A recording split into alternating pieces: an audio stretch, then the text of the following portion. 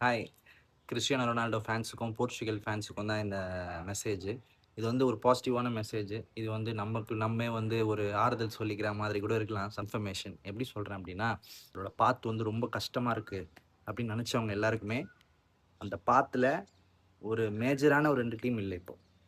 யாருன்னா Netherland, Germany.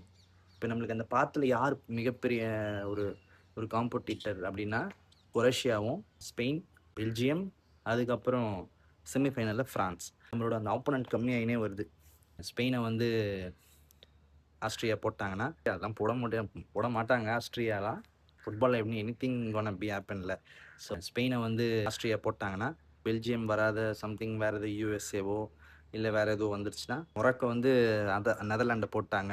France versus Morocco வந்து quarter ஃபைனல்ல Morocco போட்டுச்சுன்னா, 22ல revenge எடுக்கிறதுக்கு ஒரு வாய்ப்பு இருக்கும் செமி ஃபைனல்ல. ஸோ பார்க்கலாம். ஃபுட்பால் என்ன வேணா நடக்கலாம். பார்த்துக்கலாம் நண்பா. கான்ஃபிடென்ட்டா இருங்க பாய்ஸ்.